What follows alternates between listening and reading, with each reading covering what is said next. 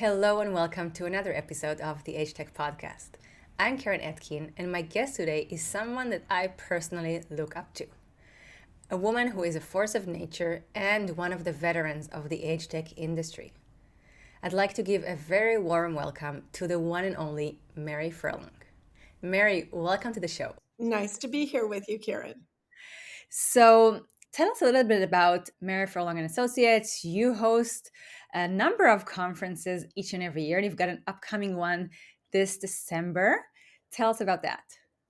Well, MFA is an omnimedia company where we have many channels to reach the market. So, one, we do two premier events. One is the Longevity Venture Summit, which we do every June, second week of June.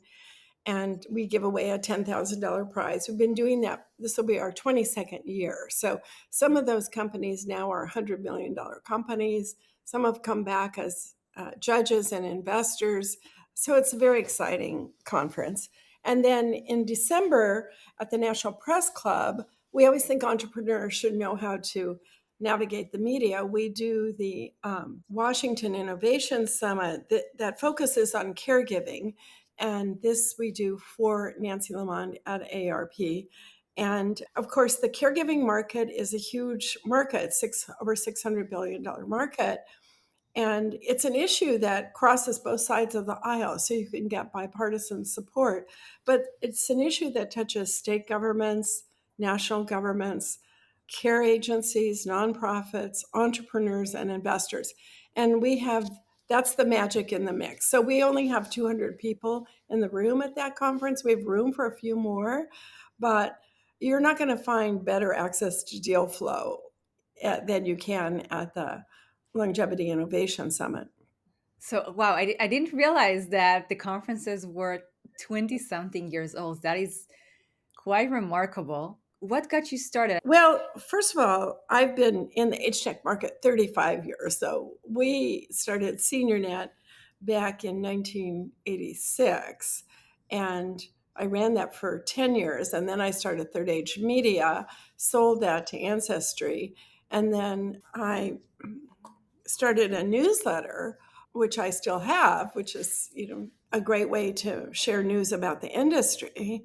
And then out of that, a friend of mine told me from Johnson & Johnson Ventures said, we just funded 3 companies that came out of the Stanford Business Plan competition. And that's where I got the idea that I should create a business plan competition.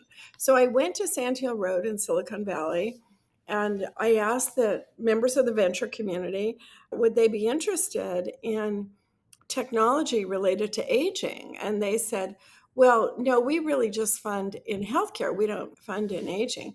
But then they looked at their portfolio of investments, and more than half of the portfolio of healthcare investments related to older people because older people use more of the healthcare costs.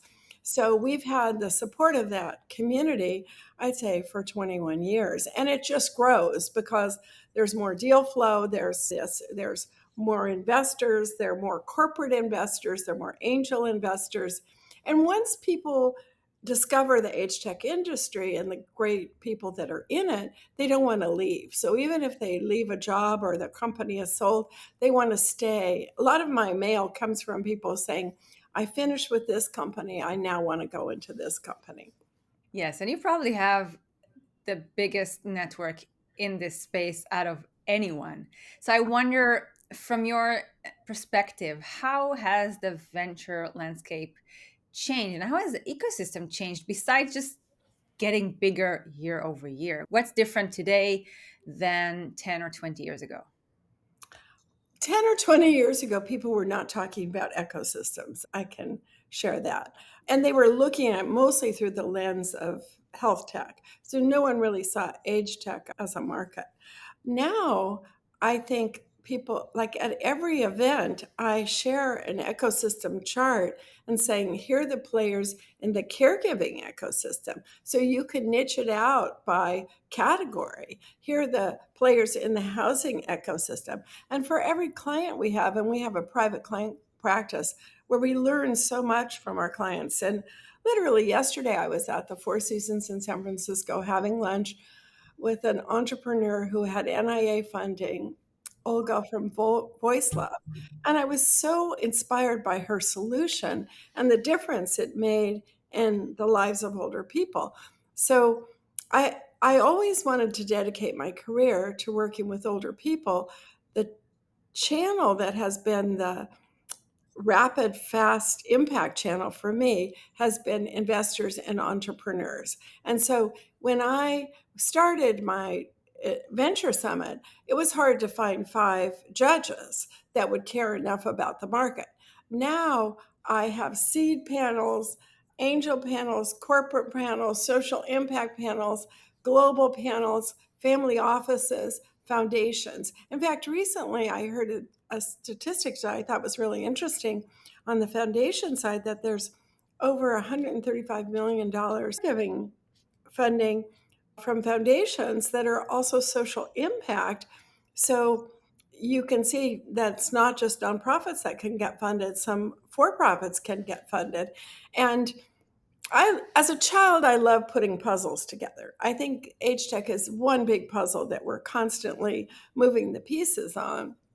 But how it's changed is now you can have an ecosystem chart and look at the players in home care, in housing, in retail, in government, in state government, in global, and not get bored by looking at the different categories. So, and then I'm always surprised when an entrepreneur finds a partner and gets to market, and together they iterate the solution and come up with a better solution. I love when that happens. I think that is like the power of having a design partner and an existing user base that is willing to provide you with constant ongoing feedback, honest feedback. I wonder, from your client base and from the investors you interact with, what are buyers currently looking for that startups should build for them? And is that the same thing, or are those the same things that investors are looking to invest in? Well, investors like people who have real solutions that make a difference in people's lives. So, take staffing, for example. Investors would tell you they would like to support growth in workforce and staffing. And entrepreneurs that can meet the staffing needs go to the top of the chart. So, technology solutions, I'm very excited about Carriaya when I see what they're doing in terms of inspiring medical students, OT, PT students to become caregivers. They're also change agents. They're more willing to adopt to technology. They became one of LinkedIn's fastest growing companies in the top 20. Clairvoyant Networks has the solution. TheoraCare, I judged the competition in the UK, but it was a global competition. That's the only US based company that in dementia care that was awarded additional funding. So paying attention to issues like wonderment, if you were a senior housing provider and someone could solve that problem for you, you're going to be very interested in that. And then my whole career has looked at social isolation and loneliness as an issue, management of chronic conditions as an issue. I'm 76 now. Most of the people I know have one or more chronic conditions, and now they're learning how to navigate and manage those conditions. And so anything in the vitality, wellness, strength training, strength building, learning space, travel and adventure, they're not going to stop traveling. And in our June conference, we're going to program around memory, mobility, money, and music again. And I'm very interested in those themes and how they work together. I would love to see the June conference take shape, because those are themes I'm super interested in as well. You mentioned that there are a number of startups around the workforce and staffing that are doing really well. And I think that is like probably the number one challenges when you speak to any care provider across the care continuum and healthcare providers in general. They will say that is like their number one challenge: hiring, retention of care workers or healthcare workers. We know from research that there are millions of care workers that will be needed in the upcoming years, and that the turnover rate in the industry, especially in home care, is really challenging for providers. So, do you see, we have multiple startups trying to tackle these challenges from different angles. Do you see any gaps still existing in the market that, I mean, if an entrepreneur will reach out to you and say, hey, I want to tackle the care shortage, but I'm not sure which angle to go at, what would you tell them to do? Well, I Perfect Companion in Scottsdale, Arizona. We introduced Perfect Companion to an entrepreneur in Nashville, Tennessee, who was going to start a business in home care. They decided to work together, and I think it's done extremely well. So it's not rocket science to realize that the boomers that want to age in their home, and even if they age inside senior living, are going to need additional services because families live so far apart. So I think taking the home care combined with technology approach, where your home care agency has the best solution for mobility, for home safety, for engagement, for companionship. And that's, you could take any zip code in the country and do pretty well creating a home care agency if you paid attention to the needs of the customer, you figured out how to price it, and you kept your group engaged. And then I think another key category is pay attention to the disease states.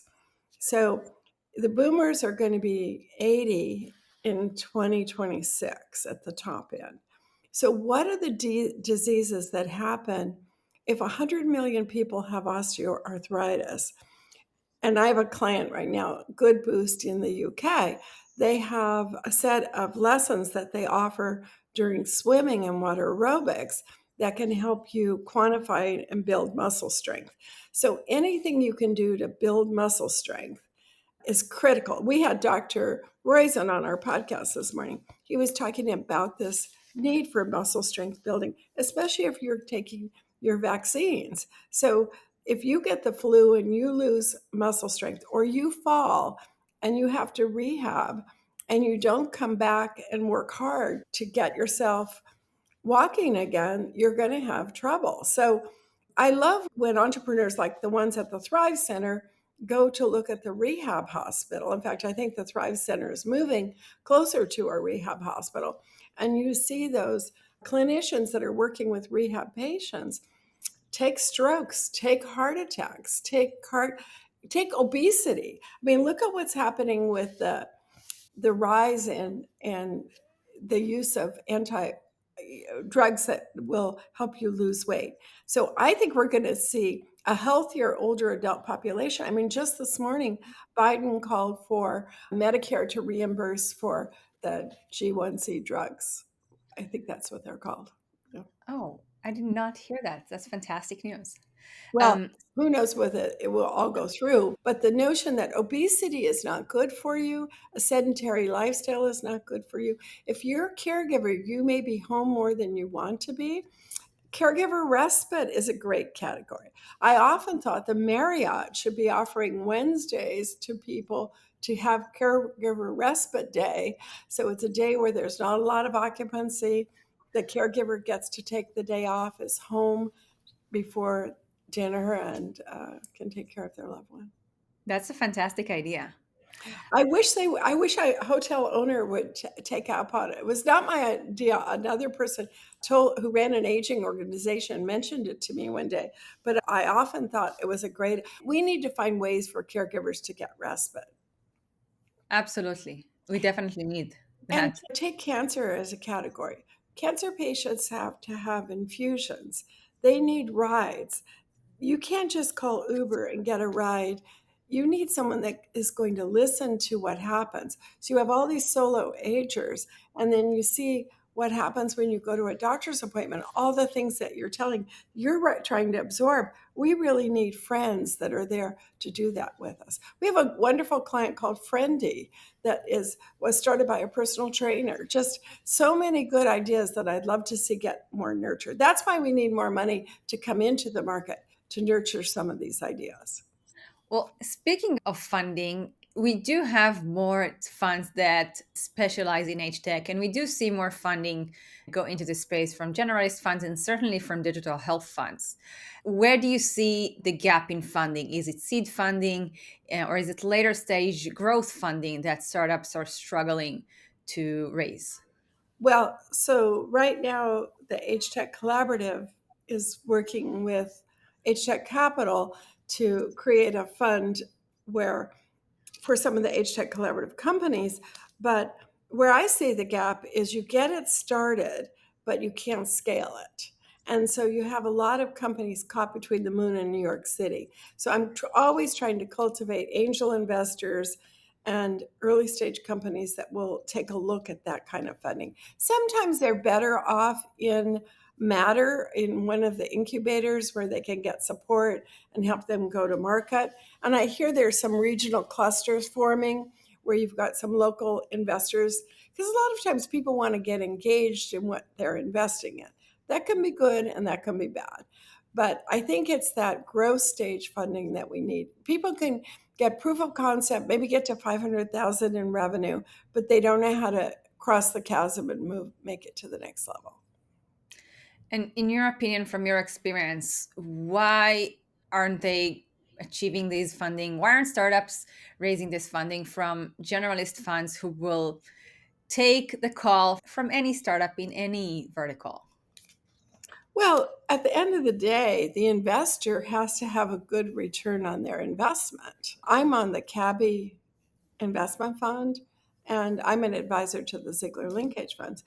But people are going to ask, what was the return? Now, we're lucky that they've had very good returns, and we've watched those companies grow, and they get a lot of mentoring and guidance. So do the Age Tech Collaborative companies. They get a lot of mentoring. And that's what's different. In the last 4 or 5 years, there's a lot of people who've come into, from NIA. 4 years ago, we had NIA at our conference in Washington. And now I think they funded over a third of our clients, over a third of our clients are also funded by the NIA, which is great because they get that research support. So that non-dilutive funding is a really important place to play. I've also seen innovations in Europe where, like in Norway and the Netherlands, where county governments will invest in age tech because they have so many older people and they know if they can invest in innovation that prevents falls or helps with PT. These are all areas where that are ripe for investment. But if you just studied every chronic condition that older people are going to have and you innovated around one of those chronic conditions, you probably would have a win. That is a very interesting approach, looking at chronic conditions and innovating around those. Really, really interesting. So, if I understand, to rephrase your answer, if you want more generalist funds to really write those growth checks for startups who already have significant revenue, we simply need to have, it's a lot of chicken and egg thing. We need more wins in the industry. We need more age tech unicorns. We need more age tech IPOs. Yeah, what's different about this community of age tech entrepreneurs is that they help each other. They don't compete as much as they help each other. But if one person, look at the state of New York and Greg Olson. He has done 22 deals with startup companies that he's spread out to the different counties so that those innovations are spread all through the state of New York. Then you see other states wanting to do that. I'm very excited about the California Master Plan on Aging. I went up to Sacramento to learn about it and to see where they're going to be focusing. And next year at our June conference, we'll be outlining how that master plan on aging will have resources to deploy to help support entrepreneurs in the field. But you have to really have your eye on who is funding and be open to all the categories of funding. Absolutely. So, do you see other states following in the footsteps of New York and California and really subsidizing or basically procuring age tech solutions for people who live in those states, in other states? Yeah, I think a seminal book is Steve Case's The Rise of the Rest about entrepreneurship. I haven't read Joe Coughlin's new book yet on longevity hubs, but I see a fusion of the entrepreneur market in general, the gig economy entrepreneur market, and the age tech market. So even though I produce these conferences at a national, if not global level, I'm very interested in bringing the age tech entrepreneurs in my own community together once a month to have a breakfast meeting and to share what we're doing locally because entrepreneurs just think different. When I live in my town, I'm more concerned about how is the bakery? How are their numbers? When I go to the UPS store, are they getting a lot of orders for the products that they have? I always err on the side of relating more to entrepreneurs. So it excites me when I see corporations like um, Unum, Best Buy, Motley Fools begin to come into this space because we need those corporate players in addition. And I always look then what are the corporate funds that can step up? So we have Human Good as a client and they have an investing arm. That's very exciting to us because you get validation from the senior housing group, plus there's the smart investment. So I guess what I would say is the whole industry has been fun to watch. It's been like watching someone go off to college. You had them as a baby, you watched it mature. Teenage years were hard, but now there's more and more people in the space who are brighter. We have some of the best and brightest people married to or working with the top research institutions, and we have much many more investors in the market. Now, does that mean that if I went to Sand Hill Road, they would all have a longevity thesis? We're not there yet, but one day we will be. And who knows whether the investments in Indonesia, in China, in Japan, in Korea, in Germany, in the Netherlands, these will be coming to the market too. I think that UK government may send a delegation to our June conference because they've just done a new report on longevity. So we see entrepreneurs from around the world, like Nick Palmerini out of the UK. And so they can help people break into those European markets because you're based in Israel. But you and I are like colleagues in the same university. We're that close. I'm very proud of you, Karen. Thank you. It means a lot coming from you, Mary. It really does. So, at this point in our conversation, I would like to ask you to take out your crystal ball and try to imagine, in the best case scenario, what the age tech ecosystem could look like 5, 10, or 20 years from today. Okay, so I will be 95, 20, 96. I'll be 96, 20 years from today. Well, what would be great is that we'd all stay on the dance floor a bit longer. There would be a generation of people contributing, collaborating, mentoring, healthy longer, this health span up into those years. We would have fun infused into our world. We would have companionship with us going to our doctor's appointments or planning our adventures. There'd be all sorts of housing options from the Golden Girls to communes of the 60s.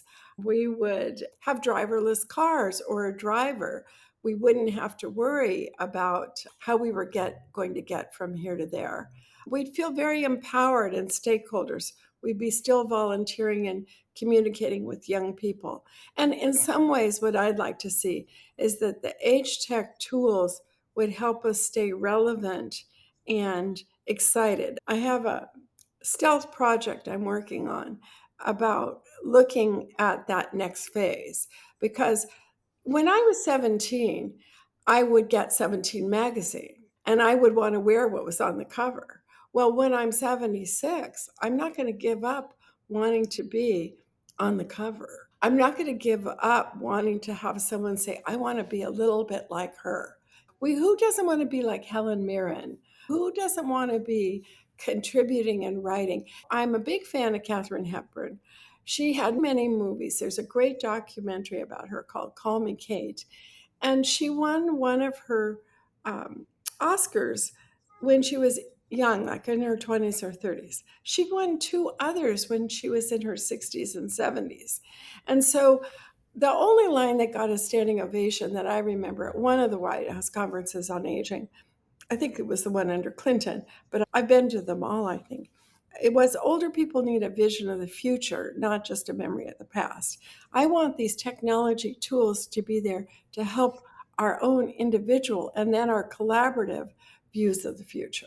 So the other day we were talking about the day we lost Kennedy and President Kennedy and how what a moment that was. Well, what if we could call up these moments and we would have our collaborative history of where we were and what we did? Or what if we could help each other so one stroke victim is not alone in helping another stroke victim? So if we could eradicate loneliness, we could shorten the cycle of unhealthy aging to vital aging, and we could feel like we made a difference. That's what our generation's promise is. I am definitely ready for this vision of yours to come true. And if podcasts are still a thing 20 years from now, we can revisit this conversation publicly. Yeah, but Uh, then I'll have a better microphone. Yeah. Actually, I do have a good microphone. I don't always get it. Thank you, Karen. well, thank you so much, Mary, for joining me on the podcast today. It was an absolute pleasure chatting with you, as always. And anyone watching or listening to this podcast prior to December 9, 2024, go to the Washington Summit's website and see if tickets are still available. Well, they are available, and my discount code is FOM, Friend of Mary, 24 for the year. I think it's the Washington Innovation Summit's the website. I will put all the links as well as the promo code in the show notes so you don't miss out on any discounts. Thank you so much, Mary. It was an absolute pleasure. Thank you. Bye bye now. Bye. Thank you for watching this episode of the AgeTech Podcast. If you enjoyed it, make sure to hit the like, subscribe, and get notification buttons so you can get a notification whenever we publish a new episode. Until next time, stay humble, stay curious,